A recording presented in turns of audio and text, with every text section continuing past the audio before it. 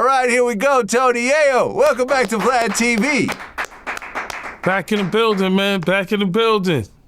Right, this is actually your 19th appearance on Vlad TV. Yo, shout out to everybody on Vlad TV and everybody that support me. It's all love. Love y'all. Very humble. Appreciate it. Well, we got a lot to talk about today, but we first have to talk about this because your man 50 Cent said you're taking too long to respond to Jim Jones. Yeah, I agree. He was right because I could have responded and said, "Yo, drop a pin, link up. We both can die," or I could have said, "Or I got a bigger house than you, or got more money than you." So sometimes, like when I realize the hate is better for me. So I first of all, I want to shout out Jomo for the promo. I want to shout out Memphis Bleak and Nori because Nori is pushing Memphis Bleak. I want to shout out Academics. Adam 22, Vlad TV, Hassan Campbell, Harlem Legend TV, China Brim, because it's promo to me. It doesn't matter. It was good promo. Like, I appreciate it. I like when lies turn into likes. It's all good. I'm not going to go back and forth on the internet to leave anybody, the feds, anybody, anything on this shit, you know what I'm saying? That's what I'm not. I don't get on the internet, Vlad. I don't do that. So I'm not gonna say anything. I just and yo, look, 3, 4 in the morning, Nori's texting me, yo, keep the peace. Cause niggas know she could get ugly, but I just be chilling. I don't wanna catch a tag stone case or nothing like that. But what I'm saying to you is like, when people seeing you level up, they got evil eyes. That's why I pray every night to God. That's just evil eyes. G-Unit always been the bad guys. Now you got to go to your favorite TV shows, 50 Action TV, whatever it is, and you see G-Unit. You know what I mean? Imagine if 50 and Banks was back cool, and we said, we're going to do a mixtape tour. We would take over the world. You know what I'm saying?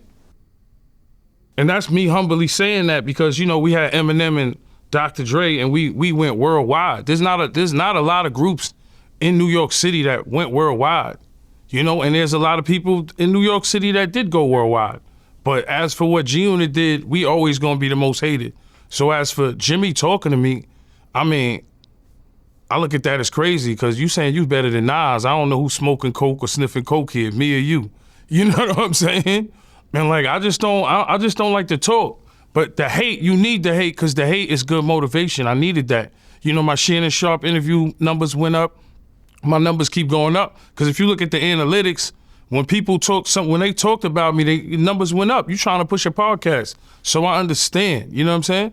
50 a different animal. He just like to, and it might could be with the Cameron and the Cameron and 50 thing with the paid in full. You know what I'm saying? But I'm doing big things. Like 50 got the Gilgo story killer, the Gilgo killer, serial killer. I brought that story to 50 with my lawyer, Bob Macedonia. I'm doing big things behind the scenes, man. I'm opening the dispensary. Shout to Indoor, shout to Strain Gang, shout to Styles P, Strain for Life in Harlem. Me and Murda opened a dispensary in Queens right now. So I ain't really worried about that. I don't worry how they talk. To me that was like it was promo. Nori know what he was doing. Nori's cool. That's my guy. But when I did Shannon Sharp, you sent Memphis Bleak to do Shannon Sharp. When I don't talk about these dudes, it's crickets for them. You know what I'm saying? So for me, I wasn't worried about it. That's why Nori texted me 4 in the morning. I was like, yo, keep everything peace when niggas talk crazy like that. Half of the niggas we beef with wasn't even rappers. So why would I worry about a rapper? Half of the niggas had problems with street niggas. Half of the dudes we had beef with or problems with was really street niggas. I don't really worry about rappers. You know what I'm saying? I'm never worried about the rap. I'm worried about the stupid nigga in your entourage that's ready to crash out. You know what I'm saying? But that shit costs lawyer money and bail money and all type of shit. You know what I'm saying? I know it can get real. So for me, I don't worry. I let niggas talk because niggas know they see me on YouTube and I'm doing them numbers. Thanks, Vlad. Appreciate you. I'm opening the dispensary right now. Shout to the Strain Gang. You know what I mean? Shout to Uncle Murda. We doing big things. You know what I'm saying? Might even open something down in Shreveport because 50 taking that over. Might, because it's legal certain parts down there. I forgot. I got to figure the laws out, but we doing big things. I'm bringing movies to 50. I'm not bringing them bullshit bootleg movies. I bring them to Gilgo serial killer. Shout to Bob Macedonia, my lawyer. That's the type of shit I'm bringing to 50. You know what I'm saying? I'm doing big business over here, man. I ain't worried about these niggas.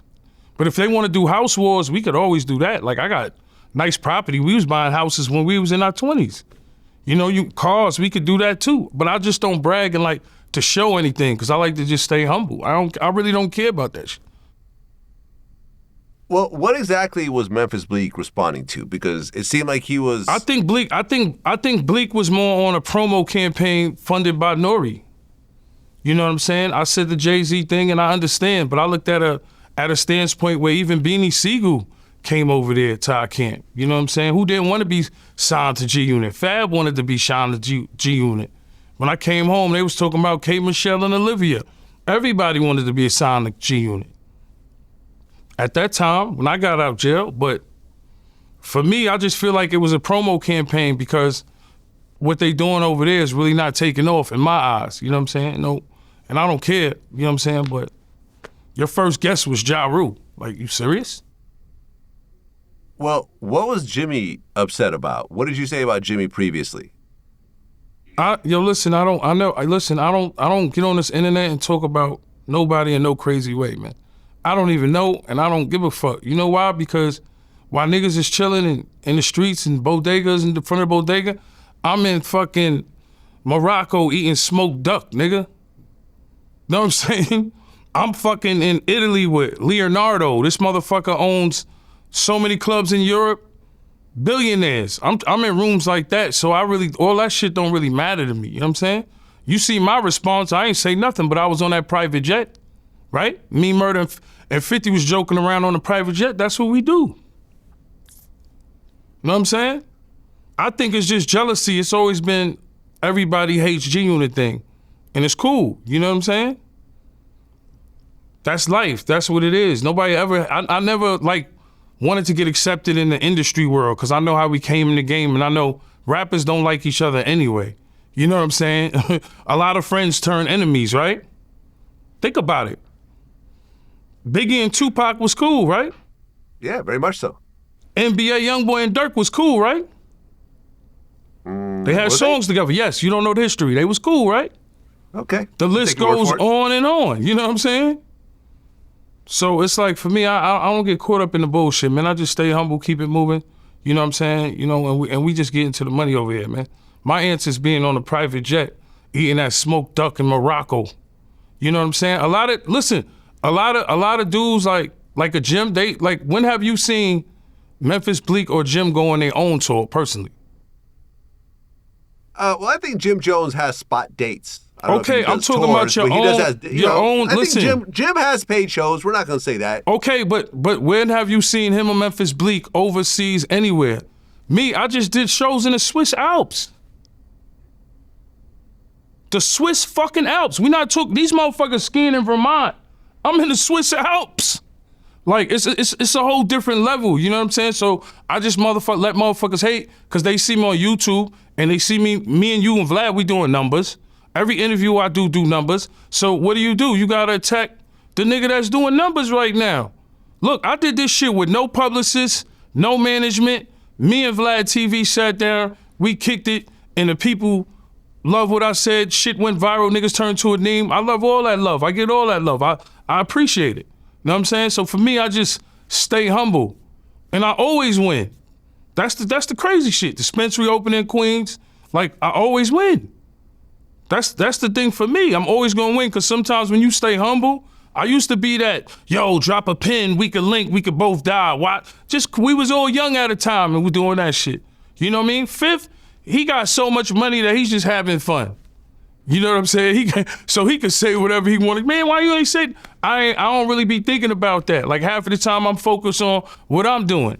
And then I need niggas to hate because it motivate me. I think a lot of people love that. The hate just motivates you. Like, I'm back pushing a pen. So we can go song for song too. We can do that too. Like, it don't matter to me. It could go either which way. You know what I'm saying? But I'm not gonna go on here and just spaz out for no reason. But you know what niggas doing. When a nigga say he better than Nas, you know a nigga trolling. Bleek knew what he was doing when he went up there and said some shit to Jim. He knew what he was doing. He gotta promote whatever he's doing.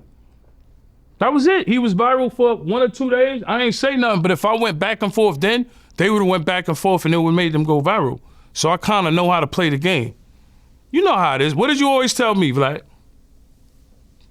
You love when people hate more. Embrace the haters. Look, you embrace the hate because the hate spread more.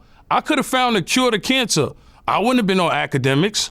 I wouldn't have been on Adam 22. I wouldn't have been on all these websites. But it's cool. It was good promo for me. Shannon Sharp numbers went up. You know, I'm excited. I'm still on the jet. I'm still getting money. Like it don't matter to me. You know what I'm saying?